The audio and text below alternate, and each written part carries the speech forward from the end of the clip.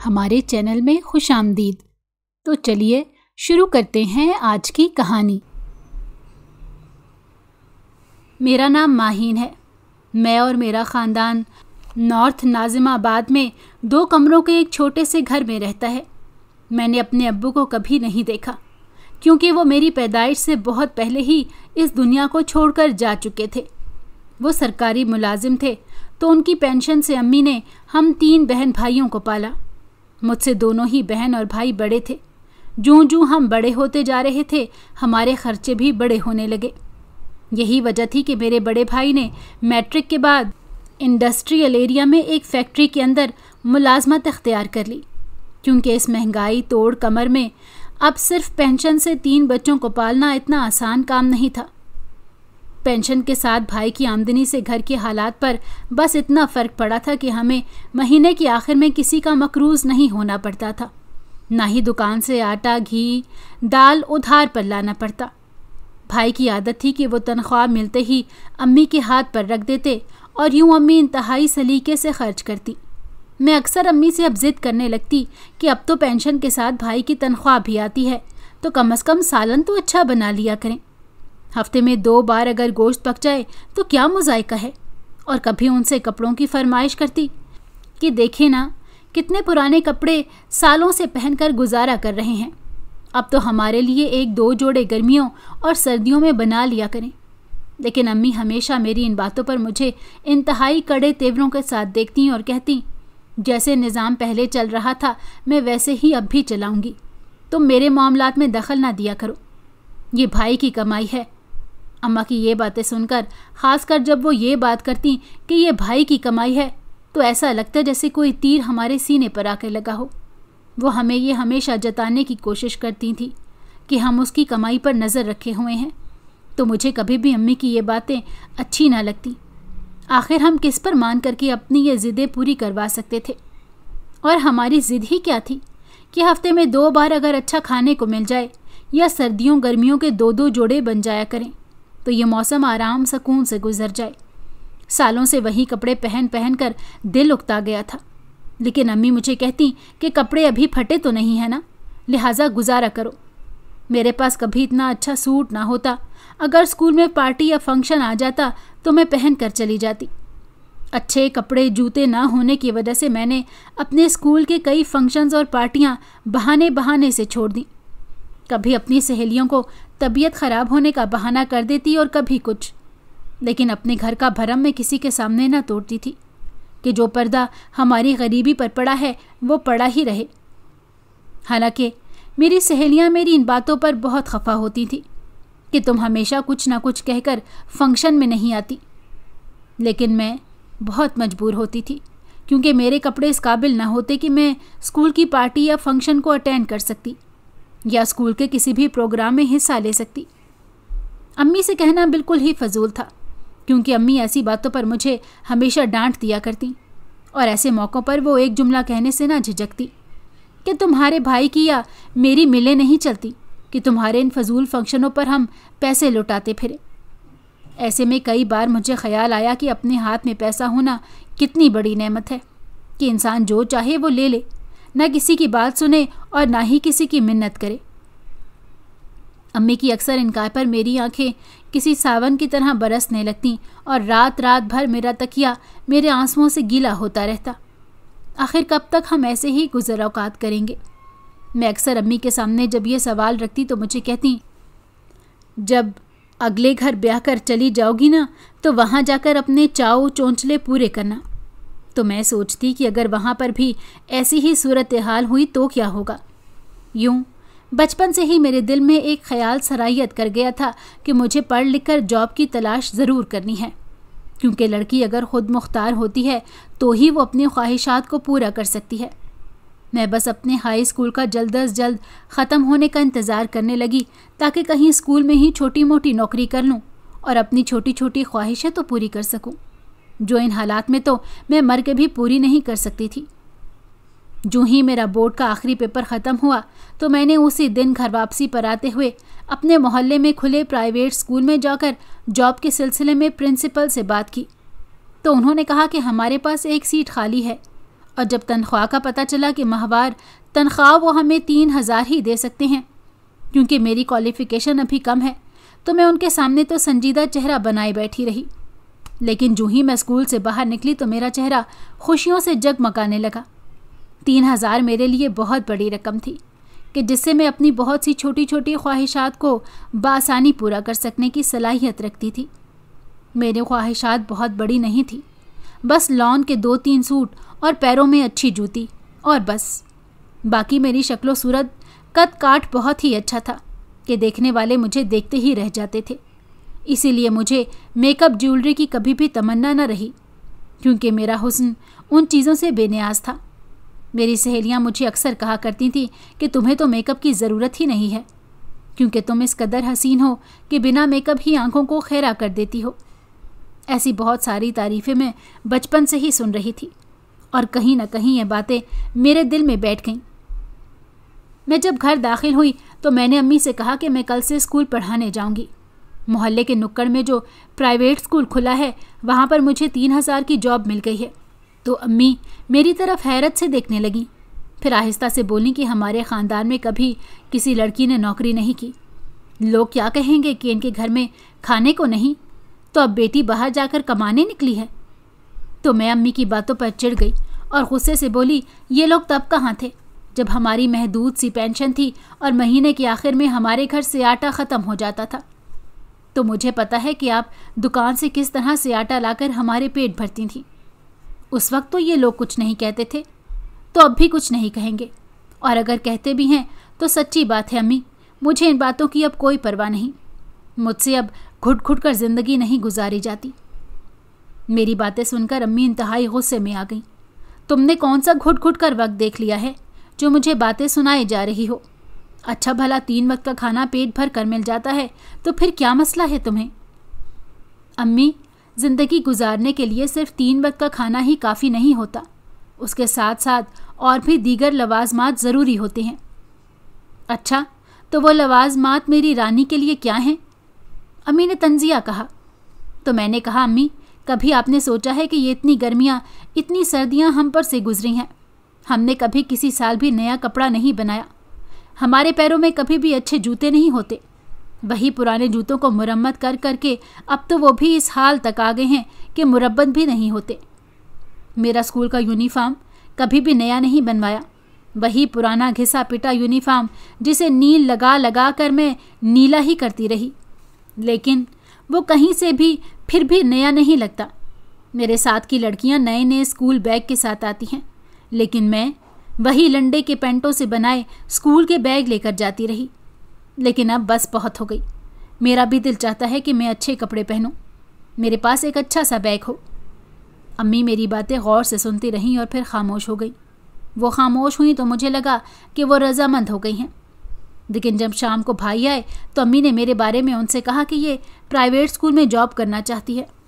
तो भाई गुस्से से आग बगोला हो गए। कोई ज़रूरत नहीं है घर से बाहर कदम निकालने की, आराम से घर में बैठो। तो मैं एकदम गुस्से से बोलने वाली थी कि मेरी बड़ी बहन साजदा ने मुझे चुटकी काटी और खामोश रहने का कहा।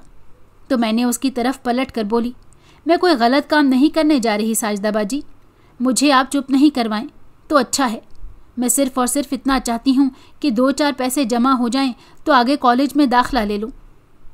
तुमसे ये किसने कहा कि तुम आगे कॉलेज में दाखिला लोगी? बस मैट्रिक कर लिया है, काफ़ी है।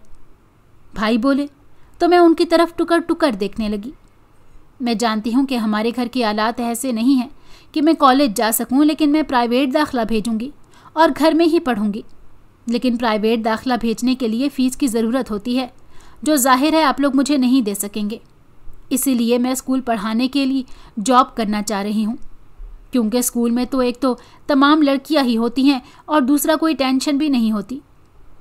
अम्मी मेरी तरफ हैरत से देखने लगी। लेकिन सुबह तो तुम अपनी ख्वाहिशात की अंबार लगा डाले थे, तो अब क्या हुआ?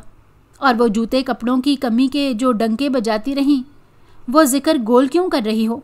वो भी बताओ ना अपने भाई को। मुझे तो तुम्हारी बातों की कुछ समझ नहीं आ रही। सुबह कुछ कहती हो, शाम को कुछ कहती हो। तो मैं गुस्से से बोली कि आपको तो हमारी किसी बात की समझ नहीं आती अम्मी, लेकिन भाईजान बहुत समझदार हैं।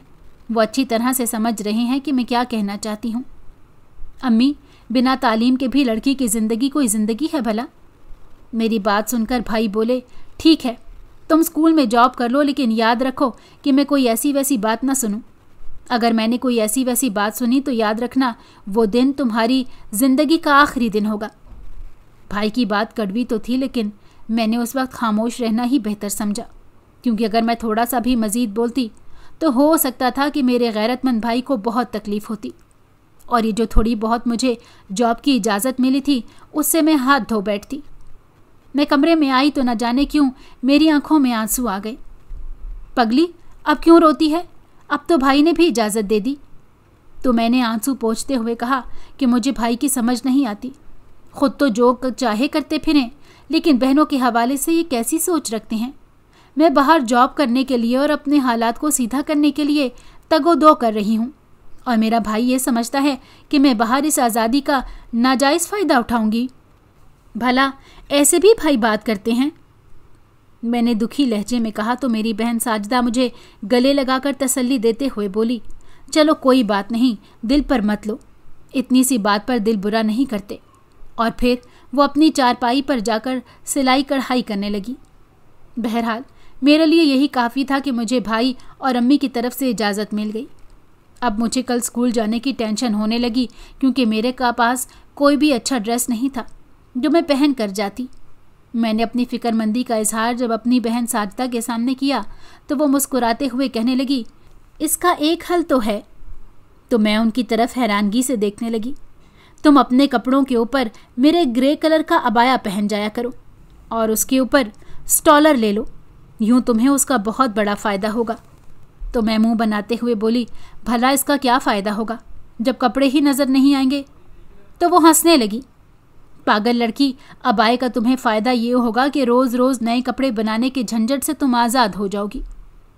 लो बताओ, मैं कपड़े बनाने के लिए ही तो ये जॉब कर रही हूँ, और आप हैं कि मुझे कहती हैं कि कपड़े बनाने की ज़रूरत ही नहीं। पागल हो तुम माहीन। अरे भाई, 1-2 महीने इस तरह से करके चली जाओ, फिर जब तनख्वाह मिलेगी और उससे नए कपड़े बना लोगी तो रोज़ नए नए कपड़े पहन कर जाना। किसने मना किया है? इस तरह से करने पर तुम्हें कोई टेंशन भी नहीं होगी और तुम्हारे पास ठीक ठाक कपड़ों की तादाद भी होगी। मुझे उनका ये आइडिया बहुत पसंद आया और मैंने ऐसे ही किया। स्कूल का माहौल इतना बुरा नहीं था, बस प्रिंसिपल अजीब सख्त मिजाज के इंसान थे। छोटी छोटी बात पर कभी कभी इतनी बुरी तरह से इंसल्ट करते कि मेरा रोने को दिल चाहता। लेकिन जब महीने के आखिर में मुझे तनख्वाह मिलती तो मेरी झुंझुलाहट खुशी में तब्दील हो जाती। मेरा बोर्ड का रिज़ल्ट आ चुका था तो मैंने भाई से कहकर प्राइवेट एफए में दाखिला ले लिया, जो सेमेस्टर वाइज होने की वजह से हर 6 महीने के बाद फ़ीस जमा करवानी पड़ती थी। लेकिन मेरी तनख्वाह बहुत कम थी, जिसकी वजह से मुझे तिनका तिनका जोड़ कर भी बचत न हो पाती कि मैं अपने लिए कोई अच्छा सा सूट बना सकूं, और जो पैसे जमा होते वो सब सेमेस्टर की फ़ीस में चले जाते। नए कपड़ों जूतों की चाह तो एक हसरत ही बनकर रह गई। लेकिन साजिदा बाजी के आइडिया ने मेरा भरम कायम रखा, वरना तो मेरी सारी तनख्वाह ही नए कपड़े और जूतों में लग जाती और मेरे हाथ पल्ले कुछ ना आता। मैं बस ये चाहती थी कि मैं इतना पढ़ लिख जाऊं कि मैं अच्छी नौकरी हासिल करूं। इसी तगो-दो में सोच विचार करती रहती और अपनी पाई पाई बचा कर रखती, क्योंकि मैंने देख लिया था कि स्कूल जॉब में आप चाहे कितनी ही मेहनत करें, लेकिन आपको उसका अच्छा सिला अच्छी तनख्वाह की सूरत में नहीं दिया जाता, बल्कि उन मालिकान का जब दिल चाहता है छोटी सी गलती पर आपको स्कूल से बाहर का रास्ता दिखा देते हैं, और वो आपकी सारी मेहनत जो आपने स्कूल के बच्चों पर लगाई होती है वो मिट्टी में मिल जाती है। इसका अंदाज़ा मुझे उस वक्त हुआ जब मैंने अपने स्कूल की 2-3 टीचर्स को, जिनका यहाँ पर तकरीबन 1 साल हो चुका था, एक मामूली सी गलती पर उन्हें स्कूल से निकाल दिया गया। और जब वो रोते हुए यहाँ से निकली तो मुझे अफसोस इस बात का था कि वो बेहद ज़रूरतमंद थी, जो अपने घर की परेशानियों और तंगदस्तियों की वजह से ये जॉब करने पर मजबूर हो गई थी। लेकिन मालकान कभी किसी की मजबूरी नहीं देखते। हालांकि ये दोनों ही बहुत ही मेहनती टीचर्स थीं। उनके स्कूल से निकलने के बाद जो पहली सोच मुझे आई वो यही थी कि मुझे स्कूल की जॉब तक खुद को महदूद नहीं करना, बल्कि साथ साथ कोशिश करके अगर कहीं और अच्छी जॉब मिलती है तो मुझे वो भी कर लेनी चाहिए। लेकिन मसला ये था कि मुझे स्कूल के अलावा किसी और जगह पर जॉब करने की इजाज़त ना मिलती। वक्त अपनी धीमी धीमी चाल के साथ चलता रहा। मैं अभी एफए के तीसरे सेमेस्टर में थी कि साजदा बाजी का रिश्ता आ गया। मैंने पहली बार जर्द चेहरे वाली अपनी साजदा बाजी के चेहरे पर खुशी की एक लहर उठते देखी तो मैंने दिल से दुआएं की कि या अल्लाह, साजदा बाजी अपने घर में खुश रहें और वो खुशियाँ जो वो उस घर में रहकर कभी भी नहीं देख सकीं वो सब उन्हें अपने अगले घर में मिल जाएं। रिश्ता मुनासिब था। वो लोग हमारी ही तरह के थे, ना ज़्यादा अमीर ना ही ज़्यादा गरीब। उनके होने वाले शौहर फैक्ट्री में मुलाजिम थे। फैमिली भी कोई ख़ास बड़ी न थी, तो अम्मी ने भाई से मशवरा करके रिश्ते को हाँ कर दी। और फिर आहिस्ता आहिस्ता साजदा बाजी के जहेज़ के लिए अम्मी जो पैसे थोड़े थोड़े जोड़ रखे थे उससे कुछ न कुछ सामान लाने लगी।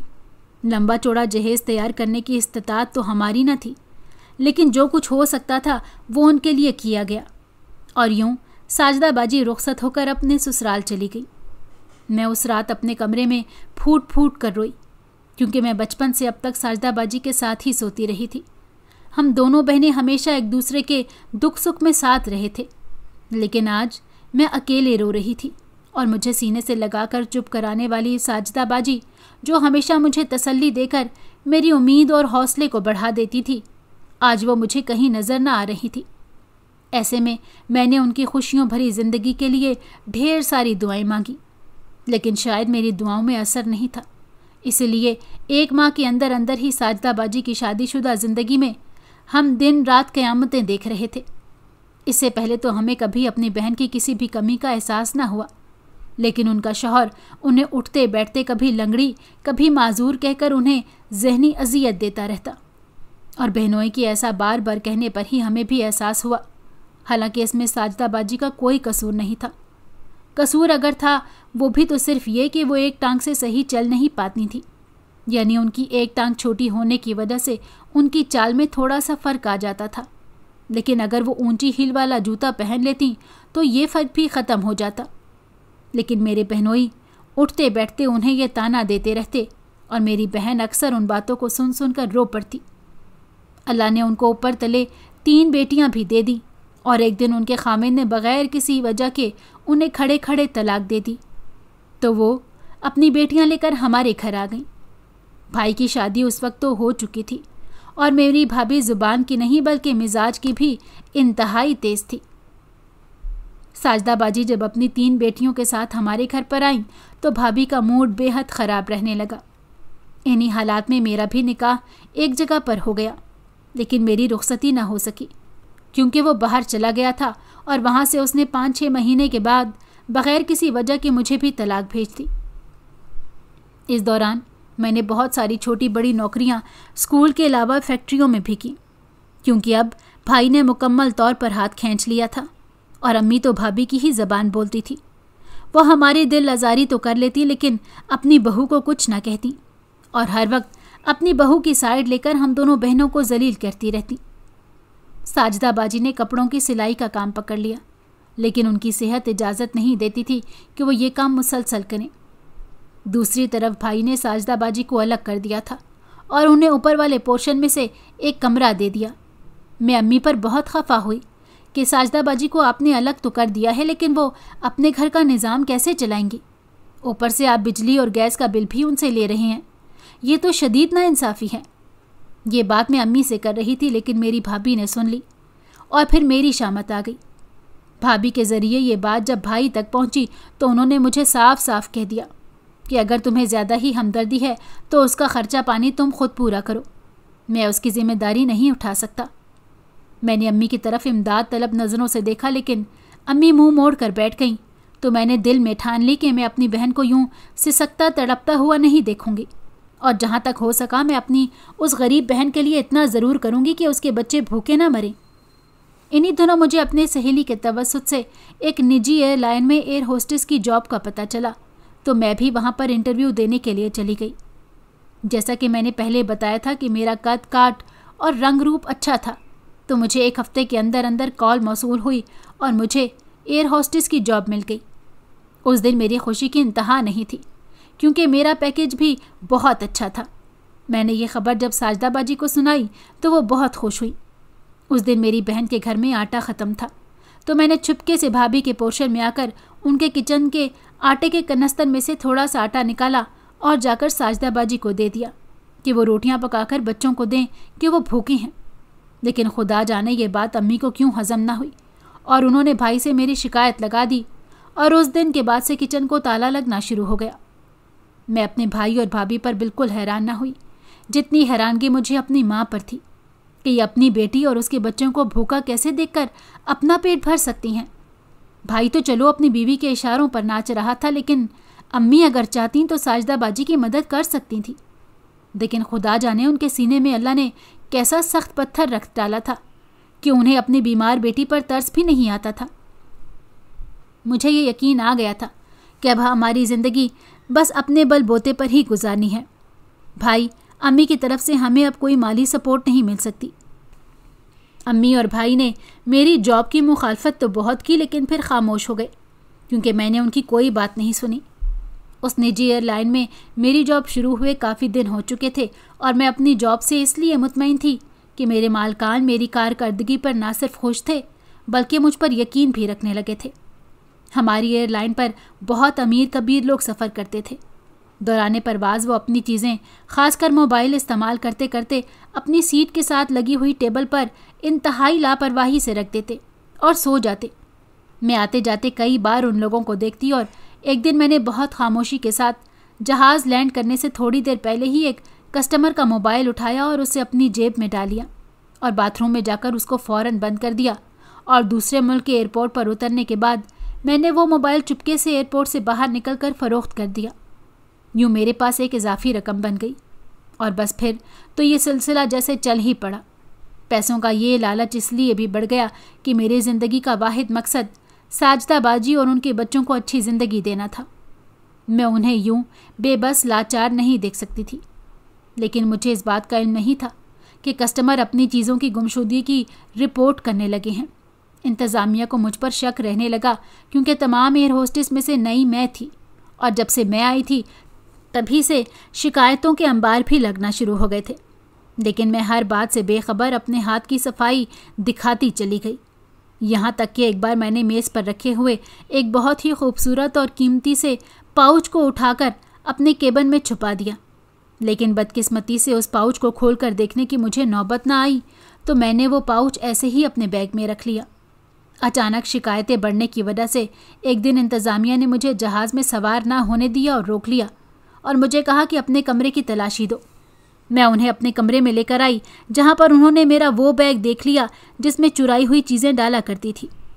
अचानक उन्होंने वो बैग जब हाथ में लिया तो मुझे लगा कि सब ख़त्म हो जाएगा। मैंने अपनी आंखें बंद कर लीं। तसव्वुर में अपनी बहन और उसके बच्चों को देखने लगी कि जो मेरे आसरे पर खुलकर सांस लेने लगे थे, जो अब कदरे बेहतर खाना खाने लगे थे। मेरी बहन साजदा का इलाज चल रहा था और वो अब काफ़ी बेहतर थी। मुझे लगा अब इज़्ज़त तो जाएगी ही, साथ ही ये नौकरी भी चली जाएगी और फिर शायद ही ऐसी नौकरी मुझे कभी इस अच्छी तनख्वाह पर मिल पाए। लेकिन मेरी हैरत की इंतहा न रही जब मेरे बैग की तलाशी लेते हुए वो दोनों ऑफिसर्स रोने लगे और फिर मेरे कदमों में गिरकर मुझसे माफ़ी मांगने लगे। तो मैं हैरान होकर उनकी तरफ देखने लगी कि आखिर मैंने ऐसा क्या कर दिया है। मैंने अपने बैग में झांक कर देखा तो मेरी आंखें भी फटी की फटी रह गई, क्योंकि मेरे बैग में गुलाफ़े काबा का एक पीस पड़ा हुआ मिला। जाने क्यों अल्लाह के घर का गुलाफ देखकर मेरी आंखें भर आईं और मैं रो पड़ी। मेरे अल्लाह ने मुझ पर कैसा पर्दा डाल दिया, ये मेरी समझ से बालातर था। हालांकि अगर अल्लाह चाहता तो मेरी पोल खुल सकती थी। मैं ना सिर्फ बेइज्जत हो जाती बल्कि मुझे नौकरी से भी हाथ धोना पड़ता।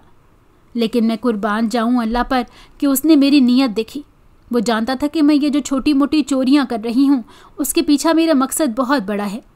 लेकिन फिर वहीं पर मेरे दिल में ये ख्याल भी आया कि मैं अब कभी भी गलत रास्ते पर नहीं चलूँगी, क्योंकि अल्लाह भी बार बार हमारी गलतियों पर पर्दा नहीं डालता। शायद ये अल्लाह ने मुझे मौका दिया था कि मैं संभल जाऊं और सीधे रास्ते पर हक हलाल की रोज़ी कमाऊं। मैं उसी दिन ताइब हुई और सजदा रेज़ हो गई। वो दिन और आज का दिन, कभी चोरी की तरफ मेरा मिलान ना हुआ। मैं अब जितना भी कमाती लाकर अपनी बहन के हाथ में दे देती। मेरी भांजियाँ बहुत अच्छे स्कूल में पढ़ने लगीं। इसी तनख्वाह में से मैंने अपने लिए एक छोटा सा फ्लैट भी ख़रीद लिया, जहां मैं अपनी बहन और उसकी बच्चियों के साथ शिफ्ट हो गई हूँ, क्योंकि भाई के घर में अब हम दोनों बहनों की गुंजाइश ख़त्म हो रही थी। इससे पहले कि ये गुंजाइश दिलों में से भी ख़त्म हो जाए, मैं बाइज़्ज़त तरीके से उस घर को छोड़ आई। अम्मी हमारे साथ ना आई, लेकिन मैं हर माह उन्हें कुछ ना कुछ रकम भिजवा दिया करती कि ये मेरा फ़र्ज़ बनता था। मैंने शादी नहीं की और अपनी ज़िंदगी अपनी बहन और उसकी बच्चियों के अच्छे मुस्तकबिल के लिए वक्फ़ कर दी। मैंने अपनी ज़िंदगी की कुर्बानी देकर अपनी बहन की बेटियों की ज़िंदगी बना डाली। आज वो तीनों पढ़ लिख कर एक बहुत अच्छे महकमे में अफसर बन गई हैं और मेरी इज़्ज़त अपनी माँ से भी ज़्यादा करती हैं। मैं कुछ अरसे के बाद रिटायर हो जाऊंगी, लेकिन मुझे इस बात का अंदाज़ा है कि मैं अपनी बहन और अपनी भांजियों के दिल से कभी भी रिटायर नहीं होंगी। अगर आपको हमारी कहानी पसंद आई हो तो हमारे चैनल को लाइक करें और सब्सक्राइब कर दें। बेल नोटिफिकेशन को भी ऑन कर दें ताकि हमारी आने वाली हर मज़ेदार कहानी आपको वक्त पर मिलती रहे।